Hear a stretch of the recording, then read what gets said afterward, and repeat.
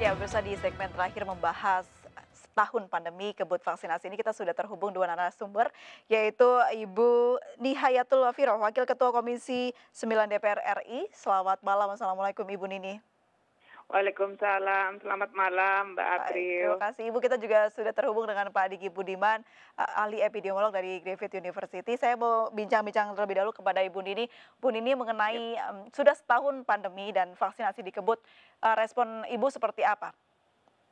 ya, jadi memang pandemi ini ternyata lebih panjang daripada yang kita perkirakan Ya, ya.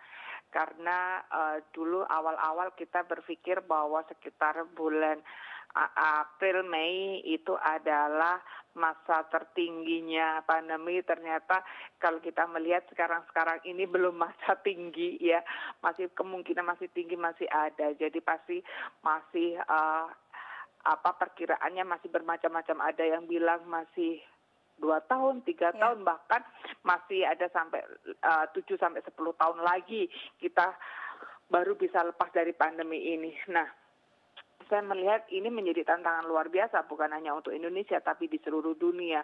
Tantangan dari sisi kesehatan, tantangan dari sisi ekonomi, dan tentu tantangan dari sisi ilmu pengetahuan. Kita dituntut untuk terus melakukan penelitian untuk mengatasi pandemi ini, dan kita terus dituntut untuk melakukan inovasi-inovasi agar dari satu sisi pandemi ini bisa diatasi dari sisi kesehatan dan juga ekonomi tetap terus berjalan. Menjadi tantangan luar biasa bagi kita semuanya, begitu Mbak. Iya, betul sekali. Ibu Nini, kalau melihat keseriusan pemerintah dalam mengatasi pandemi ini dengan program vaksinnya dan hingga mengeluarkan sanksi begitu, apakah ini Ibu sudah memprediksi dari awal atau seperti apa? Jadi memang kalau kita melihat ketika ada pandemi pasti ujungnya pasti akan ada usaha pencegahan. Hmm. Ketika pandemi pasti ada usaha pencegahan. Pencegahannya pasti nanti bentuknya dalam bentuk vaksin. Itu sudah kita tahu betul ya. Contoh dulu ketika ada polio pasti ada vaksin. Ya. Ada cacar zaman dahulu lah pasti ada vaksin. Dan itu memang butuh waktu yang tidak sebentar, butuh waktu lama. Jadi saya pikir ini sudah umum dilakukan ketika ada pandemi, pasti ada usaha pencegahan, salah satunya adalah vaksin. Nah, yang dilakukan negara, saya mungkin bukan hanya Indonesia ya, seluruh negara. Saya selalu mengatakan tidak ada satu negara pun yang bisa jadikan portofolio yang sukses dalam sejauh ini ya, yang sukses dalam melakukan pencegahan atau penanggulangan COVID secara menyeluruh ya. Karena tidak ada satu negara pun yang siap dalam menghadapi COVID ini. Semua pasti masih berusaha untuk mencari skema yang paling pas dalam melakukan pencegahan pada COVID. Karena perlakuan pencegahan pada COVID ini bukan hanya persoalan dari sisi kesehatan, tapi juga seluruh kehidupan yang melingkupi. Mulai soal kesehatannya, budayanya, ekonominya, dan semuanya harus berubah total. Sehingga efeknya ini yang harus kita pikirkan mendalam. Oleh sebab itu memang yang harus kita sadari bersama, tidak ada peraturan yang memang banyak orang yang berpikir ini peraturannya kenapa berubah-ubah, ini kenapa kebijakannya tidak pernah konsisten ya, karena memang ilmu pengetahuan pun juga berubah-ubah. Contoh nih soal vaksin. Vaksin kemarin hanya sampai umur 18 sampai 59. Ya. Sekarang sudah bisa ya Bu ya, 60 tahun ke atas. Bisa umur 59 ke atas. Bahkan kemarin ada yang bilang, 59 karena kebetulan Pak Jokowi umur 59 tahun. Ada yang bilang begitu loh. Baik. Disambung-sambungkan begitu ya Bu ya. Kalau bicara soal peraturan nih Bu yang dibuat pemerintah dan sanksi yang dikeluarkan pemerintah, menurut Ibu seperti apa? Jadi kita rapat, saya lupa rapat tanggal berapa, seingat saya tanggal 14 Januari seingat saya. Kita Komisi 9 itu di rapat kesimpulan rapat Komisi 9, saya lupa exactly tanggalnya Mbak, tapi itu tertuang di rapat Komisi 9, kita meminta Kementerian Kesehatan mengedepankan sosialisasi tentang vaksin daripada punishment. karena bagi kita kita percaya, saya pribadi juga percaya ketika masyarakat paham betul mengenai apa efek positif dari vaksin, mereka pasti dengan sukarela mau divaksin. Oke. Masalahnya sekarang ini hoax-nya lebih banyak. Oke. Meskipun faktanya adalah masyarakat kita yang tahu betul bahwa COVID-19 itu ada, tetap tidak melaksanakan 3T dan 5M ya Ibu ya? Ya, jadi begini, masyarakat kita ini sekarang ini lebih takut sama vaksinnya daripada sama virusnya, Mbak. Harusnya kan mereka takut pada virusnya daripada sama vaksinnya. Nah, kita memang harus lebih mengedepankan sosialisasi, Edukasi ya menangkap Ibu ya? hoax-hoaxnya, edukasi, sosialisasi tentang apa fungsinya vaksin daripada mengenai soal punishment. Apakah ini betul solusi dari pemerintah untuk memberikan sanksi kepada masyarakat agar masyarakat disiplin untuk mau divaksin? Kalau saya pribadi dan kita Komisi 9 sebenarnya waktu itu kurang sepakat soal punishment ini ya. Kita lebih sepakat melakukan sosialisasi serentak, sosialisasi secara masif ya. Karena memang kalau kita melihat Mbak, imunisasi di Indonesia itu memang tidak pernah 100%. Imunisasi tertinggi seingat saya, kalau saya salah bisa dikoreksi ya, itu cuma 92% imunisasi yang ada di Indonesia. Jadi memang bisa jadi vaksin ini juga pasti juga tidak bisa 100%. Nah, ini yang menjadikan PR buat kita. Kenapa seperti itu? Penolakannya yang pasti tinggi. Nah, oleh sebab itu seluruh stakeholder memang harus bergerak untuk melakukan sosialisasi. Jadi lebih baik jangan ngomong punishment dulu lah. Apakah sosialisasi kita sudah maksimal kok sudah ngomong soal punishment? Oke, baik. Kita balik ke Pak Diki. Pak Diki, mengenai peraturan sanksi yang ditetapkan oleh pemerintah dan juga tadi kita berbicara dengan Kementerian Kesehatan di segmen pertama menargetkan 100% vaksin di Indonesia. Respon Anda? Ya, target ini tentu harus memang mengarah ke 100%. Tapi bukan 100%. Nggak mungkin vaksinasi itu 100%. Tidak mungkin, tidak logis. Karena apa? Karena akan ada selalu masyarakat yang tidak bisa divaksin. Bukan tidak mau, tapi tidak bisa divaksin. Seperti karena ibu hamil itu ya Pak ya? Jadi, ini yang punya gangguan autoimun misalnya, imunosupresi ya. Jadi karena dia kalau menerima vaksin akan berdampak sebaliknya. Nah, ini bukan karena dia nggak mau, tapi karena kondisi tubuhnya yang nggak bisa. Jadi memang vaksin itu nggak bisa 100% ya, kecuali untuk dalam kondisi pandemi seperti ini. Karena dia targetnya kan ke general populasi, kecuali bahkan pada anak-anak sekalipun akan sulit ya, karena selalu ada orang yang memang membeli kondisi khusus ya, kondisi medis khusus. Nah, itu tentu perlu target ya, arahnya ke arah 90% itu lebih ideal, lebih realistis lah menurut saya. Dan dalam kaitan ini tentu untuk mencapai cakupan yang ideal itu perlu strategi komunikasi risiko yang tepat dan efektif ya, seperti yang disampaikan Bu Nini tadi. Jadi arahnya itu ya persuasi harus dilakukan seperti itu, bukan represi dan saya ingin merespon adanya perpres atau impres ya yang baru ini ya. Saya sangat tidak setuju ya, karena bukan saya secara pribadi tidak setuju, tapi fakta ilmiah, fakta pandemis ya, itu membuktikan mandatori vaksinasi itu malah kontraproduktif, apalagi dalam satu situasi pandemi. Tapi kalau program kebut vaksinasinya diapresiasi ya Pak Diki? Kebut vaksinasinya iya, saya apresiasi ya. Tapi juga harus prioritasnya. Nah, nanti saya nitip ke Bu Nini bahwa prioritas pemberian vaksinasinya jangan terdistraksi dengan kepentingan ekonomi gitu.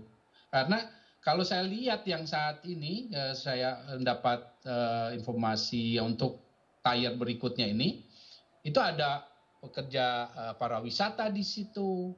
Ya, ada yang sifatnya di luar sebetulnya bukan pekerja esensial, bukan juga kelompok yang seperti lansia dan komorbid yang artinya berisiko tinggi. Ini lebih ada arah-arah ke ekonomi. Nah, ini yang jangan sampai karena ini mau diarahkan juga ke pariwisata misalnya, sehingga yang lansia dan komorbid yang harusnya kita cakup banyak, ya, lebih dioptimalkan, ini terkurangi.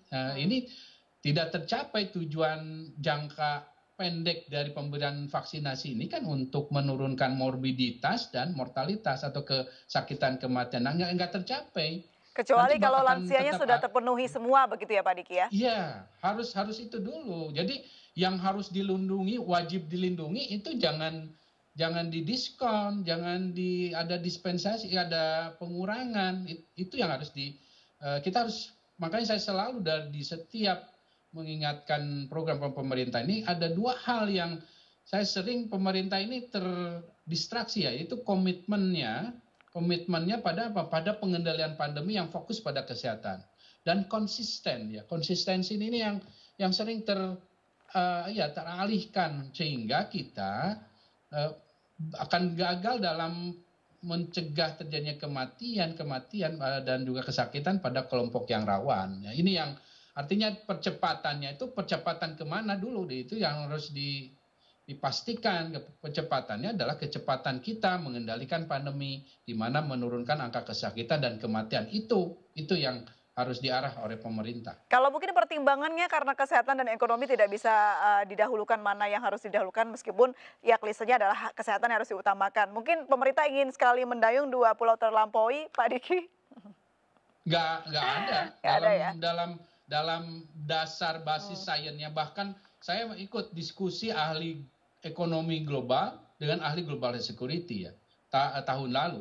Kesimpulannya apa? Kata orang ekonomi, harus selesai dulu kesehatannya, dan memang sains berbicara begitu. Kita jangan berasumsi, pemerintah nggak boleh berasumsi tanpa ada bukti sains, apalagi ini menyangkut nyawa banyak orang, ya, karena tidak akan ada. Dan riset terakhir saja, ya, bukan terakhir lah, di tahun lalu di China itu ada 3 riset nih, kota A, kota B, kota C. Kota A-nya yang fokus kesehatan, kota B fokus di 2 hal itu setengah-setengah kayak Indonesia, kota C yang fokus di ekonomi. Mana yang baik? Ternyata yang baik adalah kota A itu. Yang baik apanya? Baik kesehatannya, baik ekonominya. Itu riset. Dan itu di China. Makanya China begitu ada kasus sedikit saja dia langsung lockdown. Dia nggak mikir apa. Termasuk di Australia gitu. Jadi itu ada contoh ya Pak, contoh nyatanya ya. Ada contoh, ya, dia bukti empiris. Bu Nini, ada titipan nih dari Pak Diki, tolong dong program vaksinnya jangan ada titipan kepentingan-kepentingan. Halo. Iya, Bu Nini. Halo. Bu Nini, bisa mendengar suara saya? Iya, ada saran atau ada titipan nih dari Pak Diki, jangan sampai program vaksinnya ada kepentingan-kepentingan tertentu. Ya, tadi seperti ini. Kalau kita melihat di Indonesia ini sebelum ada Komite Penanganan COVID, PEN ini, ada namanya gugus penanganan COVID kan? Gugus tugas. Ketika pembentukan gugus tugas itu, kalau kita melihat alasan-alasannya lebih pada persoalan kesehatan. Tapi kalau PEN ini landasannya lebih pada persoalan ekonomi. Bahkan kata-kata soal kesehatan hanya muncul pada kata Menteri Kesehatan. Jadi lebih pada persoalan ekonominya. Kalau kita melihat ke luar daerah, sudah persoalan COVID ini hanya berputar di daerah Jakarta saja. Saya sekarang posisinya lagi di Aceh. Baik. Berarti arah pemerintah ini jelasnya kemana, Ibu? Apakah memang udah nggak kelihatan COVID-nya kalau kita di Aceh? Dalam artian ekonomi memang ekonomi menjadi poin terpenting. Nah, kalau persoalan COVID ini begini, saya sendiri juga belum, Pak Diki, saya juga walaupun saya ini di Komisi 9 bagian yang menandatanganin anggaran, tetapi juga belum mendapatkan vaksin. Karena sekarang ini yang lebih utamakan adalah tenaga kesehatan. Nah, sepanjang saya tahu yang untuk periode kedua itu adalah orang-orang yang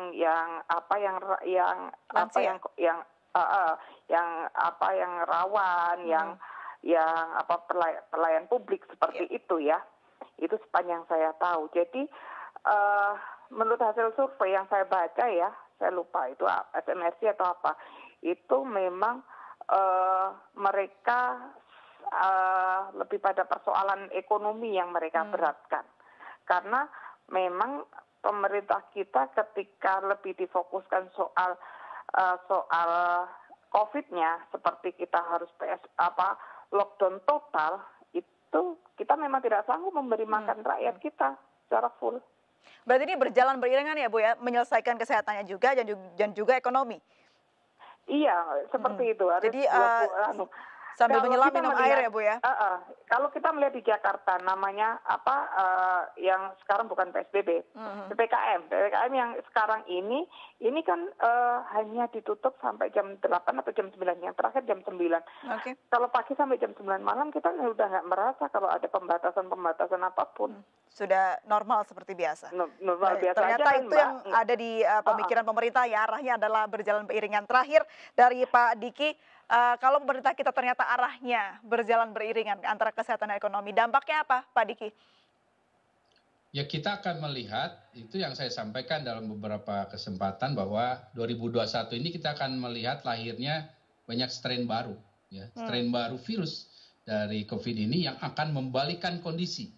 Yang tadinya misalnya terkendali dibalik lagi dan akan membuat vaksin tadi efikasinya akan menurun atau bahkan harus bikin lagi vaksin yang kalau dengan teknologi seperti Sinovac ya harus cukup lama, dan artinya kita akan bergantung pada vaksin yang jenis-jenis yang teknologi tinggi seperti messenger RNA seperti itu yang dalam 6 mingguan bisa merespon strain-strain baru, tapi itu akan berkejaran dengan angka kesakitan kematian. Ini yang akan terjadi. Jadi seperti yang tadi Bu Nini juga menyampaikan bahwa memang tahun lalu banyak ahli di Indonesia mengatakan ini selesai pertengahan tahun ini.